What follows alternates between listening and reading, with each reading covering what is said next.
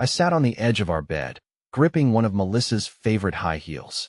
It was the same pair she'd worn for every milestone that mattered to us. Our wedding, our first anniversary, even the dinner celebrating my promotion when she told me how proud she was. Back then, I believed every word. Everything changed a few days ago.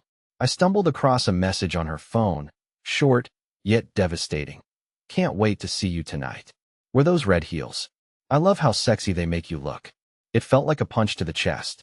I couldn't bring myself to look at the sender's name at first, but when I did, the blood in my veins froze. Owen, a longtime acquaintance, and once upon a time, my closest friend. As I held that heel in my trembling hands, I couldn't shake the feeling that it was more than just an accessory. It was a symbol of all the lies she had hidden behind her charming smile and perfect exterior. I should have known something was off. The late nights with her friends, the sudden obsession with her appearance, the way she always seemed to glow when she came home from yoga. Yet, like a fool, I ignored the signs. That message was a slap in the face I couldn't ignore. It confirmed everything I'd been too scared to admit to myself. Melissa wasn't just distant. She was cheating on me, and with Owen, of all people. I didn't confront her right away. God knows I wanted to, but something inside me told me to wait, to plan, to figure out exactly how far this had gone. So I did what I'd never imagined I'd have to do. I started investigating my own wife. First, I checked her phone while she slept. No more messages, which meant she'd either deleted them or was using another app. Next, I followed her one evening when she said she was going to a work dinner. I stayed far enough behind that she wouldn't notice me, my heart pounding so hard I thought it might give me away. She didn't go to a restaurant. Instead, she drove to a small boutique hotel on the other side of town. I watched as she parked her car, adjusted her lipstick in the mirror, and stepped out. And there he was, Owen, standing by the entrance, looking smug as hell. He greeted her with a kiss that was anything but platonic. My stomach churned, and my hands gripped the steering wheel so tightly my knuckles turned white. I sat there, frozen, as they disappeared inside. I could have stormed in right then and there, but something held me back. Rage, humiliation, and heartbreak swirled inside me. But another thought began to creep in, a darker one. If they thought they could humiliate me like this, they were dead wrong. This wasn't going to end the way they expected. When Melissa came home that night, I played dumb. She kissed me on the cheek, smelling of perfume and lies, and went straight to the shower. That's when I knew this wasn't just a mistake. This was who she had become, and I wasn't going to let her get away with it. I don't know how this will end, but one thing's for sure. I'm done playing the fool. And the heel in my hand, it's going to play a much bigger role in what comes next than she could ever imagine. Melissa was always good at pretending. That night, as she kissed me goodnight and slid into bed, I watched her closely. She didn't show an ounce of guilt, no hesitation in her actions, no crack in her mask. If I hadn't seen her with Owen, I might have believed she had spent the evening at some boring work dinner. But now, I couldn't even look at her without feeling sick. The next day, while she went about her routine, I started laying the groundwork for what was coming. I didn't want a messy confrontation where she'd lie her way out or turn the blame on me. No, I wanted her to feel what I felt, powerless, exposed, and utterly humiliated. Step one was collecting proof. It wasn't enough that I had seen them together. I needed something undeniable, something even Melissa couldn't talk her way out of. So I installed a small GPS tracker in her car and set up a few discrete cameras in the house. If she was using any part of our home to coordinate her affair, I'd know soon enough. Step two was more personal. I took her favorite pair of red heels, the ones Owen had specifically mentioned, and made a subtle change. I wasn't going to destroy them, not yet. Instead, I etched a tiny scratch into the sole, just enough to leave a distinctive mark wherever she walked. A breadcrumb trail, if you will. That evening, she told me she was meeting a friend for drinks. I smiled, pretending to believe her, and wished her a good time. As soon as she left, I opened the GPS app on my phone. The little dot representing her car moved steadily across town, finally stopping at the same boutique hotel. I arrived 15 minutes later, parking down the street and keeping a low profile. This time, I wasn't sitting idly by. I had my camera ready, snapping photos as she greeted Owen with another kiss and walked inside. My chest burned with anger, but I kept my composure. This wasn't the moment for revenge. Not yet. When she got home later that night, I was sitting on the couch, casually flipping through TV channels. She walked in, all smiles, and asked, "How was your evening?" I forced a smile and replied, "Uneventful. Yours?" "Oh, just catching up with Stephanie," she said, effortlessly lying. "Stephanie," I thought bitterly. The same Stephanie who moved to another state last year. Melissa didn't even bother to make her lies consistent. I nodded, pretending to believe her, and watched as she disappeared into the bedroom. Step 3 of my plan required patience. Over the next few days, I kept tracking her movements and gathering evidence. Each time she met Owen, I documented everything: photos, videos, even audio recordings from a small device I managed to slip into her car. It was a lot of work, but every time I felt like giving up, I reminded myself of one thing. She didn't care about the damage she was doing to me. She didn't care about the vows we made or the life we built together. And if she didn't care, then I wouldn't either. But the real turning point came one afternoon when Melissa left her laptop open while she showered. Normally, she was careful with her devices, but I guess she didn't think I'd be suspicious. I hesitated for a moment, then clicked on her email. What I found made my blood boil. There were dozens of messages between her and Owen dating back months. They joked about me, called me clueless and pathetic, and talked about all the ways they'd sneaked around behind my back. One message in particular stood out. "I can't wait until we don't have to hide anymore. He's too dumb to figure it out anyway." That was the moment I decided their little fantasy world was about to come crashing down. Later that evening, Melissa asked if we could host a small dinner party. "Just a few friends," she said, flashing that perfect smile. I agreed without hesitation. This was exactly the opportunity one needed. As she busied herself with preparations, I made my own plans. I invited a few additional guests to the party, one she didn't know about. By the time the night arrived, I was ready for the grand reveal. The house was bustling with laughter and conversation as our friends mingled. Melissa, ever the perfect hostess, floated around the room with a drink in hand, acting as if she didn't have a care in the world. Owen was there too, of course, blending in effortlessly. They thought they were untouchable. They had no idea what was coming. When the time was right, I tapped my glass to get everyone's attention. "Can I have a moment?" I began, my voice calm but firm. The room quieted, and all eyes turned to me. Melissa smiled, clearly expecting some kind of toast or heartfelt speech. Instead, I held up one of the photos I had taken. Melissa and Owen, arm in arm, walking into the hotel. Her smile faltered, her face going pale as whispers spread through the room. "I thought tonight would be a good time to share something important," I said, my gaze fixed on her. "Since we're all friends here, it seems only fair that everyone knows the truth." For a moment, there was nothing but silence. Melissa stood frozen, her drink trembling in her hand. Owen shifted uncomfortably in his seat, his cocky grin disappearing as he realized what was unfolding. The whispers around the room grew louder, blending into a symphony of shock and disbelief. "What is this?"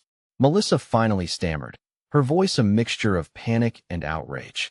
"Evan, what are you doing?" I took a step closer, holding up another photo. This one of her kissing Owen in the parking lot of the boutique hotel. "This," I said, my voice calm but sharp, "is what you've been doing while pretending to be a devoted wife." Gasps rippled through the room, and one of her friends, Sarah, actually dropped her wine glass, the sound of shattering glass punctuating the moment.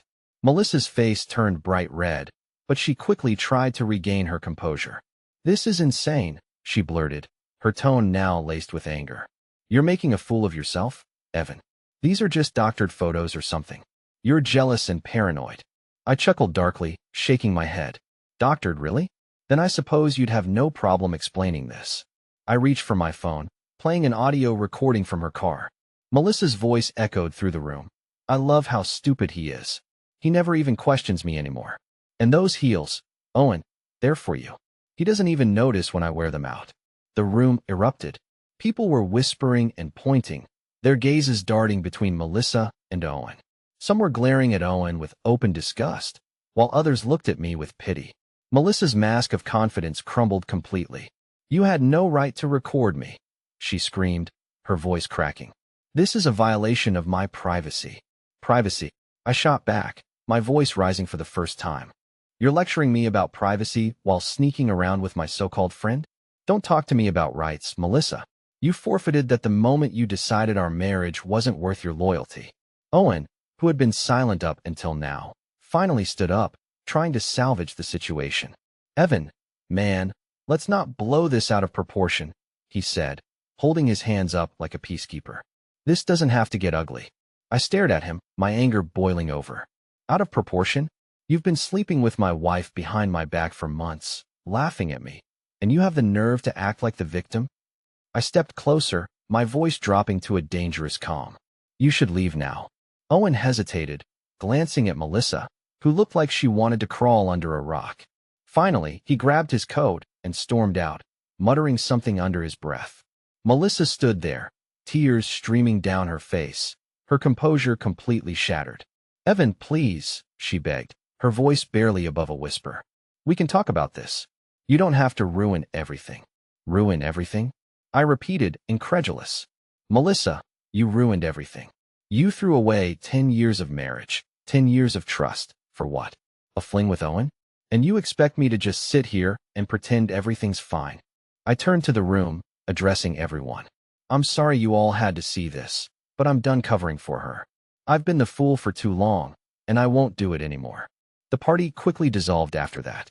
Guests awkwardly filed out, some offering me sympathetic pats on the shoulder, while others shot Melissa cold, judgmental glares.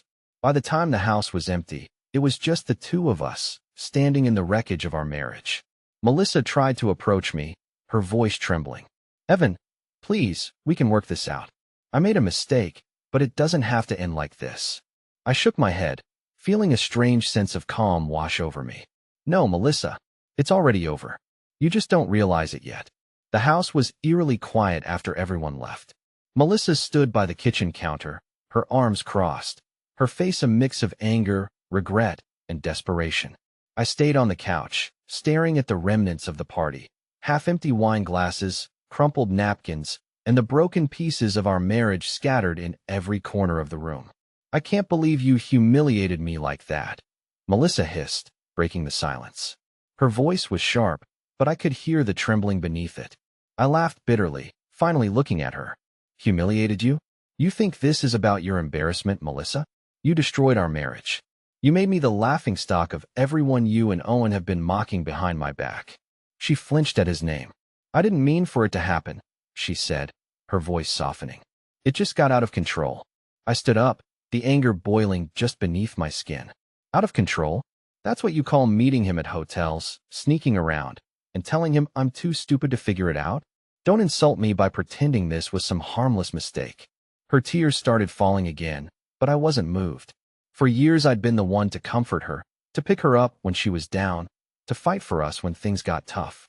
But now I couldn't even look at her without feeling disgusted. I want you out of this house, I said, my voice cold and steady. Pack your things and leave. Go stay with your mistake. See how much he values you now that everything's out in the open. Melissa's jaw dropped, and for a moment I thought she might argue. But then she straightened her back, her expression hardening. You think you can just throw me out? This is my house too, Evan. I have just as much right to be here as you do. I nodded slowly, my anger simmering into something more dangerous, determination. You're right, I said. Legally you do. But I'll make it clear. You staying here will make both our lives miserable. You've already burned every bridge between us, Melissa. I'm giving you the chance to leave with some dignity. She hesitated, the weight of my words sinking in. Finally, she turned and stormed off to the bedroom, slamming the door behind her. I let out a long breath, my hands shaking from the adrenaline. The next morning, I woke up to the sound of drawers opening and closing. Melissa was packing. I stayed out of her way, watching from a distance as she threw her clothes into a suitcase. She didn't say a word to me, and I didn't offer any. When she finally finished, she grabbed her suitcase and paused at the door. You're going to regret this, Evan, she said, her voice cold. You think you've won, but you haven't. You'll see. I didn't respond, just stared at her until she walked out. The moment the door closed, I felt a strange sense of relief. For the first time in months, the house felt lighter, like the air wasn't suffocating me anymore. But Melissa's departure was only the beginning. 2 days later, I got a call from a mutual friend. Evan, she said hesitantly. I don't know if I should be telling you this, but Melissa has been saying some interesting things about you. I sighed, already dreading what was coming. Let me guess, I'm the villain? More than that, she said. She's telling people you're abusive, that you've been controlling her for years, and that's why she turned to Owen. I clenched my jaw, the fury bubbling back up. Of course she is, I muttered. She can't take responsibility for anything, so she's painting herself as the victim. I thought you should know, she said. A lot of people don't believe her, but some do. I thanked her and hung up, my mind racing. Melissa wasn't just content with breaking my heart. She was trying to destroy my reputation. And if she thought I'd just sit back and let her, she had another thing coming. I dug out the evidence I'd gathered, the photos, the recordings, the messages on her laptop. I wasn't planning to use them initially. I just wanted to confront her with the truth. But now I realized I needed to protect myself. That evening, I called Melissa. She answered on the third ring, her voice dripping with smugness. What do you want, Evan? I know what you've been saying about me, I said, keeping my tone calm. And I want you to stop. If you don't, I'll have no choice but to share the proof I have. And trust me, Melissa, it'll ruin you. She laughed bitterly. You think you can scare me? Go ahead, Evan. Show your little evidence. No one will care. I'll just tell them you're obsessed and can't let go. I tightened my grip on the phone, her words igniting a fire in me. We'll see about that, I said before hanging up. The next day, I made my move. I didn't post anything online, didn't go public with the evidence.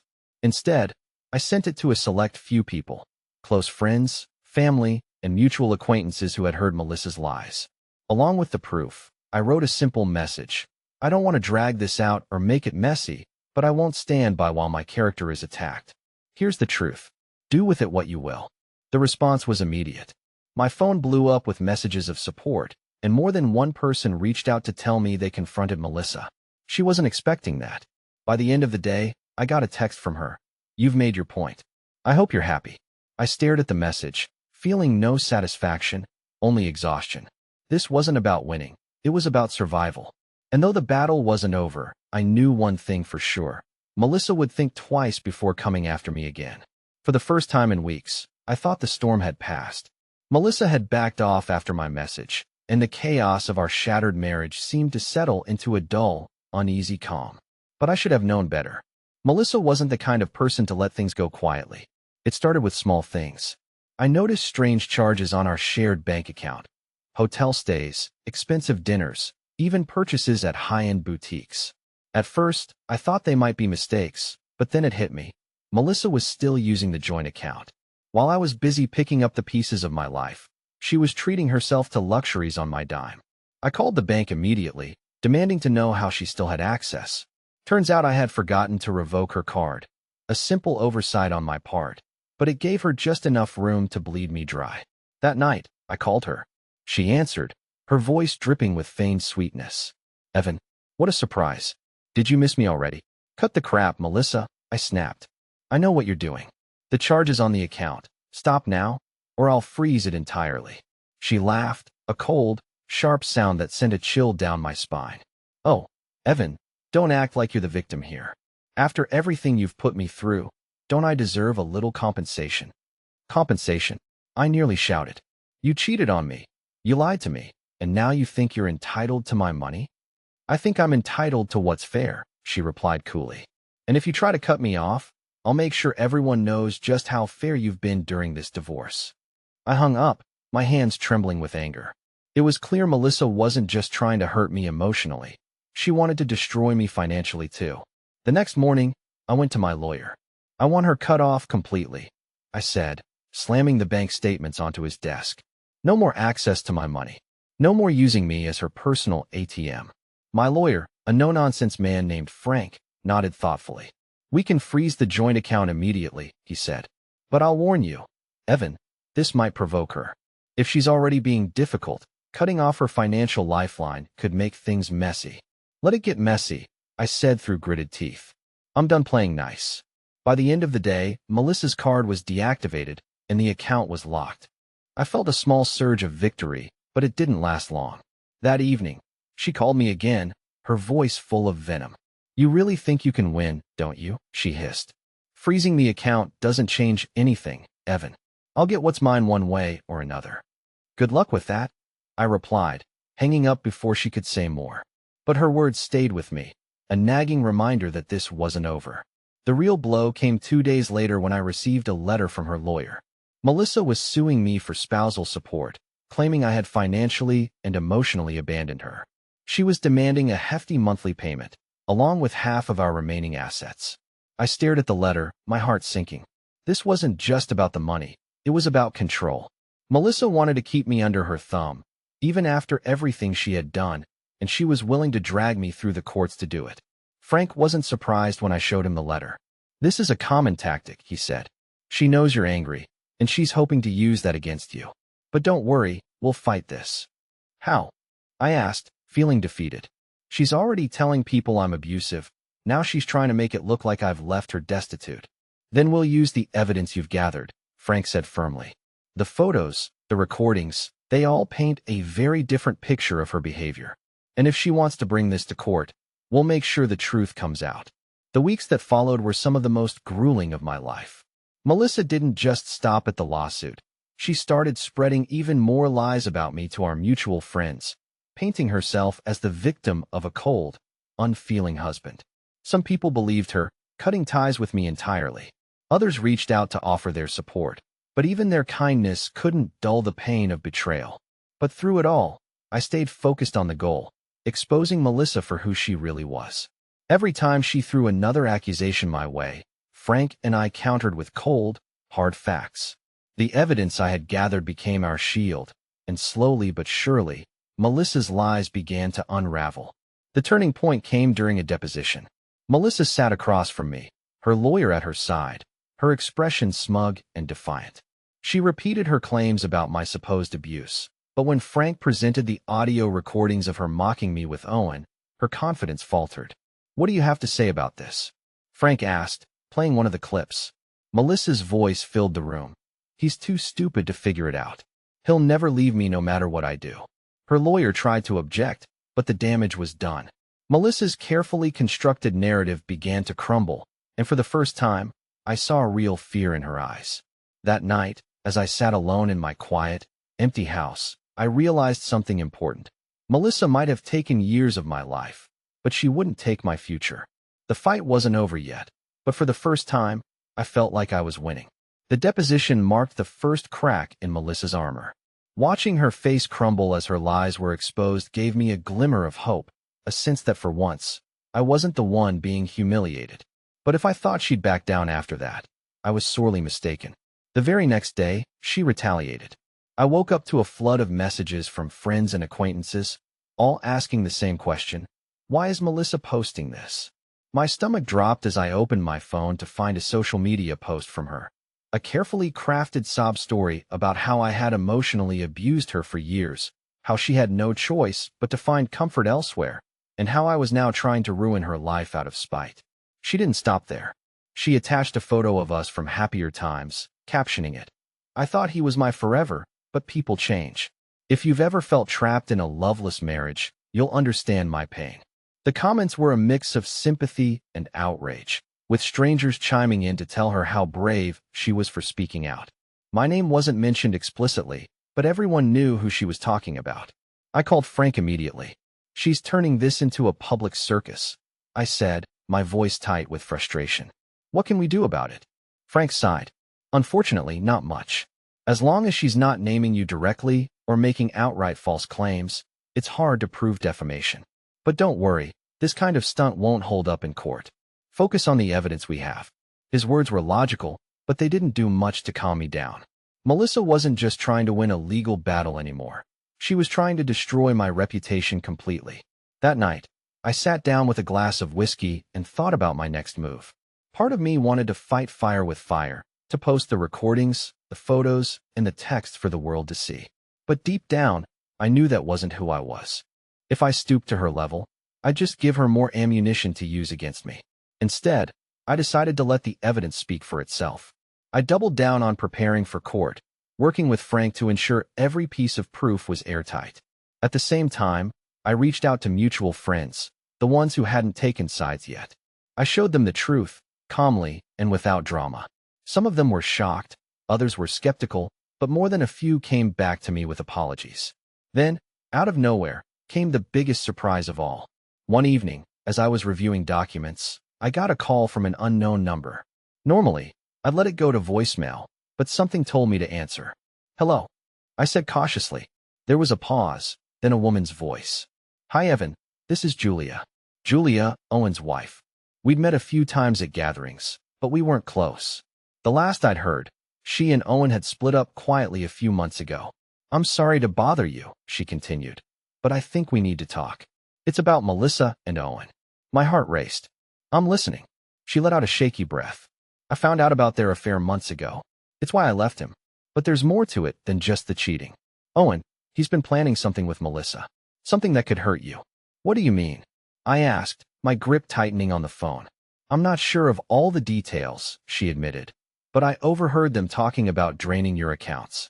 They said you're too distracted with the divorce to notice." My stomach churned. I'd already caught Melissa siphoning money from our joint account, but this was something else entirely. "I have proof," Julia added. "Bank statements, messages. I can send them to you." "Why are you helping me?" I asked, my voice filled with equal parts gratitude and suspicion. "Because I know what it feels like to be blindsided by someone you trust," she said quietly. "And because Owen deserves to pay for what he's done." The next morning, Julia emailed me everything she had. It was worse than I'd imagined. Owen and Melissa had been working together to move money out of our accounts and into a hidden fund. They'd even forged my signature on a few documents to make it look legitimate. Armed with this new evidence, I called Frank. "This changes everything," he said, his voice tinged with excitement. "With this, we can not only counter Melissa's claims, but potentially press charges for fraud." When the court date finally arrived, I felt a strange sense of calm. Melissa sat across from me, her expression smug, but I noticed the subtle flicker of nerves in her eyes. She didn't know what I had. As the proceedings began, her lawyer presented their case. A sob story about how I had controlled Melissa financially, leaving her no choice but to seek support.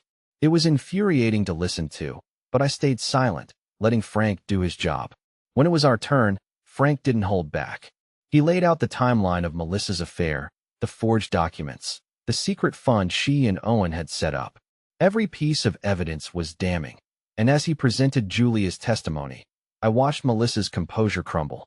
By the end of the day, it was clear to everyone in the room who the real villain was. Melissa's lawyer looked defeated, and Melissa herself was pale, her confident facade completely shattered. That evening, as I walked out of the courthouse, I felt a weight lift off my shoulders. The fight wasn't over yet. There were still loose ends to tie up, but for the first time in months, I felt like I was truly free. Melissa's downfall was swift. After court, the evidence against her and Owen began to ripple through our social circles. The people who had defended her now avoided her like the plague. Her web of lies unraveled faster than I could have imagined. The fraud charges against her were just the beginning. Frank worked tirelessly to ensure Melissa and Owen faced the consequences of their actions.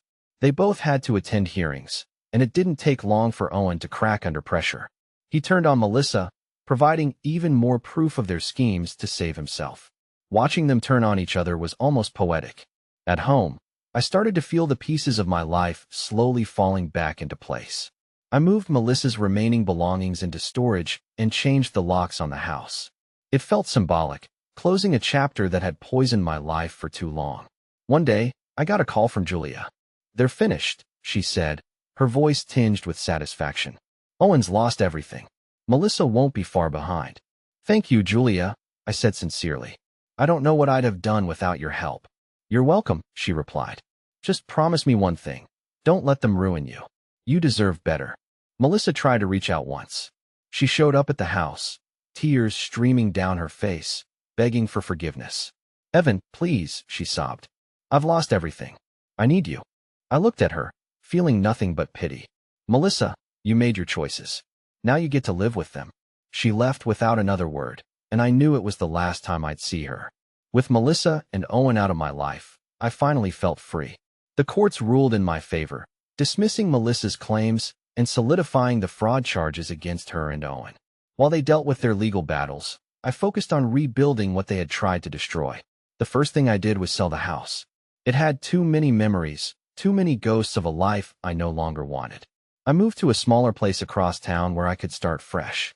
Packing up her belongings and leaving them at the storage facility felt like the final nail in the coffin of our broken marriage. One evening, I got a message from Sarah, one of our mutual friends. "I just wanted to check in," she wrote. "You seem happier now. I hope you know you made the right decision." I smiled, realizing that she was right. For the first time in years, I wasn't living under the shadow of Melissa's betrayal. I wasn't a pawn in someone else's game anymore. I decided to focus on myself, something I hadn't done in years. I picked up hobbies I'd abandoned, reconnected with friends I hadn't seen in ages, and even started therapy to work through the lingering pain. It wasn't easy, but each step forward felt like a victory. One day, while sorting through old photos, I found one of Melissa and me from the early days of our relationship. I stared at it for a long time before finally tossing it into the trash. She was part of my story, but she didn't define me. The last I heard, Melissa had moved out of state, trying to escape the mess she'd made. Owen had disappeared entirely, his reputation in ruins. They were both shadows of the people they once were, and I felt nothing for them. Not anger, not pity, just indifference. Looking back, I realized something important. Melissa's betrayal had broken me, but it hadn't destroyed me. It had forced me to see the truth about our relationship, and, more importantly, about myself. I wasn't the weak, clueless man they thought I was. I had fought back, and I had won. And now, with them behind me, I could finally start living again.